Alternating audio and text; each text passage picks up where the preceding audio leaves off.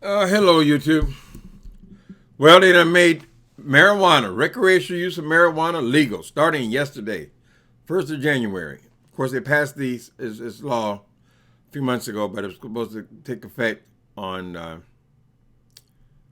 1st of January. So there are still things that are not in place. I don't think San Francisco has licenses yet. Most of the big cities don't have the licenses. All those things have to be worked out. This is about to be a boom. People love to smoke weed. So I thought I'd come on here and talk to. I just want to say something to people who have struggled with drug addiction in the past. So that's who this is aimed at. If you have struggled with drug addiction in the past, what this means to you, marijuana being legal in California, and I don't forget the other states, Colorado somewhere. What this should mean to you is absolutely nothing. Listen, I'm not one who. First of all, I do think it's good news. I think it's unfair to be selling. People can sell alcohol, where people go home and beat their wives and wreck cars and do all this wild thing on alcohol. Make that legal and make hot pot illegal. So it's always been unfair, right? For people who struggle with serious drug addiction, though, I took it. Okay, I'm gonna have to give you a little bit more testimony. I can't help it. My first drug was marijuana, right? I had made it all the way through my teens. Well, I think I've tried pot twice in my teens, and I had made it to be an adult. I think I was 21 when I first started smoking pot. And I started smoking it basically because I was hanging out with these guys. They all smoked pot. Uh, so I tried it. Didn't take it first. Just I just got so sleepy on it.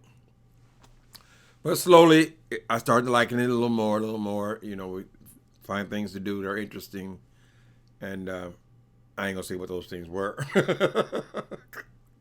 Anyway, pot was the first. Then I met my first partner, my first lover. So we were both 20 when we met. So it must have been 20, not 21, 20. He was a pothead, right? So he was always high. So guess what? A couple of months, I was always high. We lived together.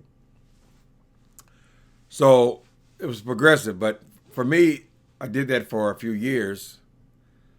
I think I smoked pot for a couple years. We did a little LSD, me and my partner, and we don't know. I think I was 23 where it stayed like that. It was mostly pot, a little bit LSD here and there, and a little bit MDA, another hallucinogenic. Anyway, I'm saying this because I just want to get a point across to people who have the same affliction that I have uh, with drugs. Okay, so around 22, I started going to the clubs, got involved in the bar scene in LA. So I started drinking a lot. It was mostly beer, but it was still a lot. I would drink every night, like that. Partied every night. Not unusual for young people to do that. Then I started, doing more acid and then MDA and, just doing the club scene. Well, 25, I had burned it out, right? 25 years old, I had labeled myself, I am a drug addict. You go to those 12-step meetings, the first thing you got to do is raise your hand and say, I am Timothy Blaine. I'm Timothy. I think they use his first name, and I'm a drug addict. And they say that for every meeting in 12-step meetings, right? So they want you to be clear about who you are and what the issue is. So 25, I got clean from alcohol, weed, and occasional hallucinogenics, right? So when I was in program, NA is Narcotics Anonymous. There was an epidemic of crystal meth users, and cocaine was still very popular when I got clean at that age. This is the late 80s. Anyway,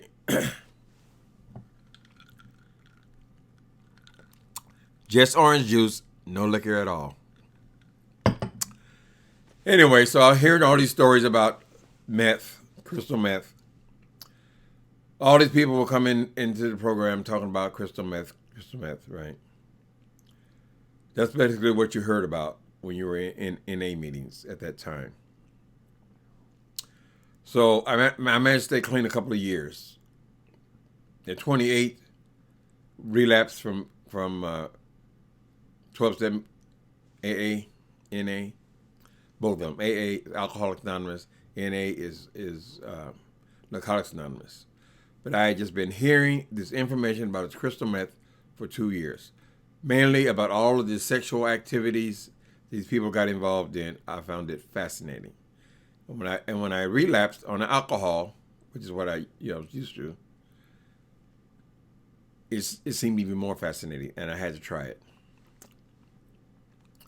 Big mistake. All right, so I found crystal meth, and the next 17 years, I'm gonna wrap it up real quick. 17 years I spent as a hardcore meth addict. I say hardcore because I did it every day. I shot it up.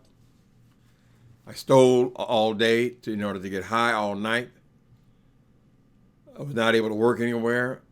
I lived in cheap hotels and sometimes living nowhere. All this stuff came from me picking up this drug, crystal meth. Now, here's what I want to say about marijuana. There was a period when when I first started using the crystal meth, I knew I was in trouble. Started losing things, apartments, stuff like that right away. I started relapsing, trying to get it, going to meetings, relapsing. Getting a sponsor, relapsing. I would stay clean for a month, and then I'd relapse again. And I'd introduced this new drug to myself, right? The point I want to make is every time I relapsed, and there must have been 10 of them, because I was trying to get back into program at 28 years old. I was relapsed 10 times before I finally gave up on trying. Every time I relapsed, I did not relapse on crystal meth. That didn't happen not one time in those 10 times. You know what happened? I always relapsed on marijuana. It became a gateway at that point because I was able to trick myself into I'll just smoke a little weed. That's it. I was still a young man, and getting high was still very important to me, apparently. I said, I'll just smoke weed this time, and this time I'll be different. The AA Big Book defines insanity as doing the same thing over and over and over and over again and expecting a different result each time. That is one definition of insanity. You're crazy, at least when it comes to drugs. My point is, I always started with marijuana. So this is a message for other people who have struggled with drugs. After you have identified yourself at any point in your life an addict. That's why the AA is so much about raising your hand every time you go in there. Once an addict, always an addict kind of thing. I don't personally believe in that. I believe a person can be delivered from drugs and not do them anymore. I accept that as my deliverance from God, and I don't challenge it. I don't listen to people who come and say, "Oh, you got to relapse. That's this part of it." No, I don't listen to none of that. God said I'm delivered, therefore I am delivered. I believe that very strongly. It has been my experience. But to people who have identified themselves, you're always going to be that. If I cannot sleep, and I ask my doctor for prescription sleeping pills, and that's happened many times. I don't consider that sleeping. Prescribed by a doctor. Immediately, I would not be able to sleep without sleeping pills. That's just who I am. It's just the personality thing. So all I'm saying is know yourself, people. Because marijuana has become legal, that don't mean it has nothing to do with you.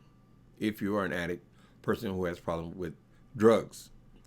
Now, people who don't have problem with drugs, I know a lot of people smoke a joint, do a couple of toasts, put it down, whatever, smoke when they get off work, smoke on the weekend, whatever, and it's not a big problem. It's not a problem for them.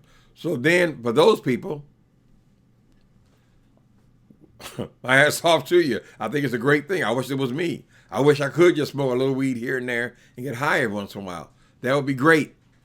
It's not me, but I don't hold it against you. If you're that type of person, go ahead, smoke some weed, enjoy yourself, enjoy that you won't have to go to jail for that. But for addicts, don't fall for the okie doke. Do not convince yourself that you're going to just go and smoke weed. Every time I relapsed, I said I was just going to smoke weed, and I remember it. So I said, "Why am I doing this again?" I said, "This time I'm not going to no bars. This time I just smoke weed at home. This time this time that. I'm not going to do no hard drugs. I'm only going to smoke weed." It never not one time did I not end up back on dope, and that cost me 17 years of my life. So I ain't here to just be negative and nasty to people. And for people who are not drug addicts, who not it doesn't take you to another place, God bless you. That's a great thing. People have fought legalization of marijuana for years and years and years. I remember I used to go to jail, and here in San Francisco, I go to jail, and all the yellow white guys would be in jail, right? Most people would be minorities and things. But they would have all these teenage white guys in the jail. I thought it was the strangest thing. So I started asking them, because they didn't look like no jailbirds. I started asking them what they were in there for, every damn one of them. Selling weed on Haight Street. Selling weed. And sometimes you will end up with years in prison. Life ruined. Whatever you got going on is over, honey, because you sold marijuana. That's wrong. I've always known that to be wrong. I don't know if they still got it, but I remember in the 80s, 90s, they had people in there doing 30 years in prison behind marijuana. So that is definitely wrong. So I think this is good news for a lot of people. Smoke weed. You ain't got to deal with street people and people selling you bullshit. I imagine it's going to be, it's going to be regulated. The quality is going to be regulated where you're actually buying dope every time you buy dope. Well, not an addict. It's great, But just be cautious, people. And don't let the people who are addicts, you are still drug addict. Now, you're susceptible to it. Even though I consider myself delivered from drug addiction and all that kind of things, that does not mean I can go out and do drugs. I can't do a little taste of crystal meth. I can't do a little snort of cocaine. I can't do any of that shit. I understand that.